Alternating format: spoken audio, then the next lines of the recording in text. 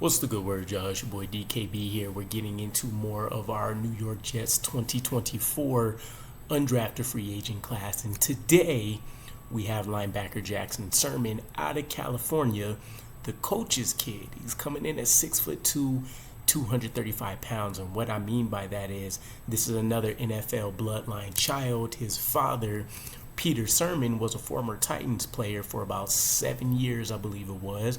But he was also Cal's defensive coordinator and linebackers coach. So he didn't spend his entire collegiate career there, but he did have some overlap with his father, and the way he plays, the consistency in his game, a lot of that fundamental breakdown that you see is clear that he's been able to pick up on those pointers and continuously repetitive rinse, wash, repeat.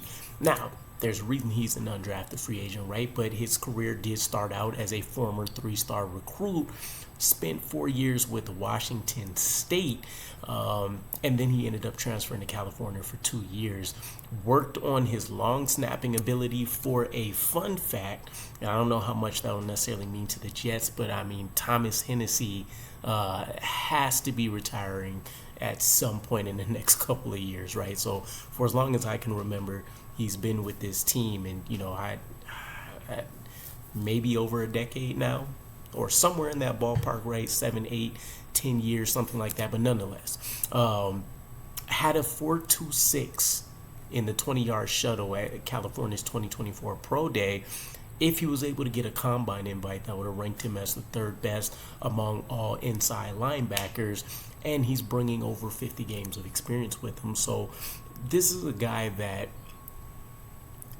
would go unnoticed, I think, in most programs, right? There's nothing very exciting to his game. There's not a lot of fast twitch stuff with him. Actually, I'd say it's probably very minimal.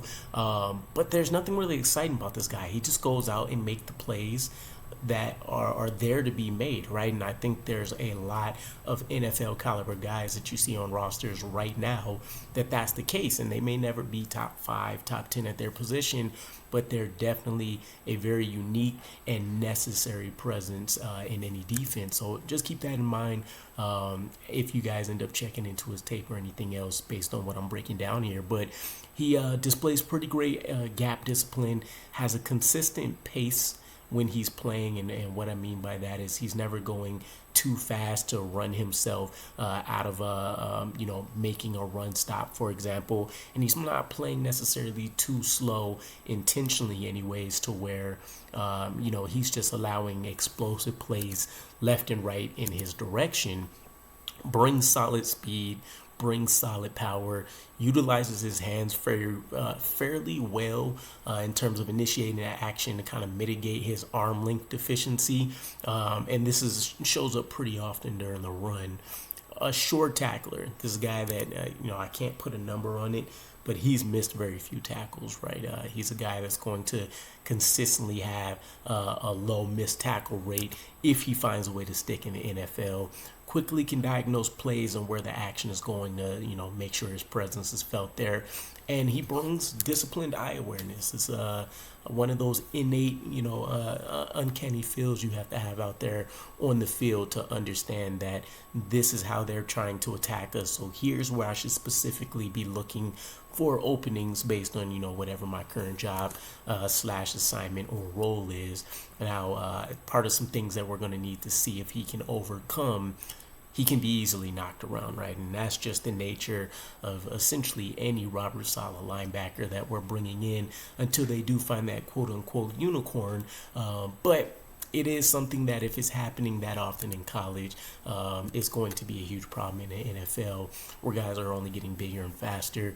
He positions himself to get blocked more often than you want, right? So let's say, for example, it's a run play. You see that there's an opening in the A gap, you go to attack, but you're basically just, it's as if I'm just running at this monitor mano-a-mano, right? Obviously, a person doesn't have to do anything other than get ready to initiate contact or receive the contact, etc., etc. What you want to see, especially if you're trying to slice and dice your way through, is that you have that lateral ability, right? You can get skinny in the lane, as they say, in order to try to slip a tackle or make it harder for somebody to initiate that that, contact on your body, he essentially just kind of invites it, and it ends up, minimizing a lot of plays that he could make that would potentially wow you. Not a great sideliner mover. I should probably say more so in terms of lateral movements, but nonetheless, he's not a guy that is going to blow you away with running all the way to the other side of the field to make a stop. He'll try, make 100% effort there, but it's just not the strength of his game.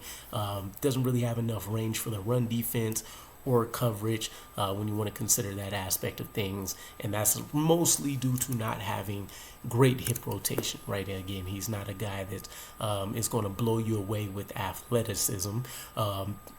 Did have a little bit of a concern when it comes to a bicep season-ending injury in 2023 for him, although he still was able to pack the stat sheet a little bit. But you always get concerned about those injuries, especially if you don't have overwhelming physical traits to where, if you see some kind of prolonged nuisance going on with those injuries, it's going to continue to cap the ceiling. And then ultimately, feels like he plays a little too high. You want a guy to be consistently low. You want to be able to kind of see him explode out of stances and stuff. It just always kind of feels like he's, Sasquatching around a little bit, and he'll lower himself right at the point of contact. But I don't know who I would necessarily compare him to. The name that I did see thrown out there, and I'm not familiar with this one, was Jake Hansen. But let me know what you guys think. Personally, I think I like the other linebacker that we broke down, and I should really remember the name. But nonetheless, right now he's not my favorite linebacker from the undrafted free agent class, but maybe he can surprise us and make some things happen. Let me know what you guys think, though, and I'll catch you again. Peace.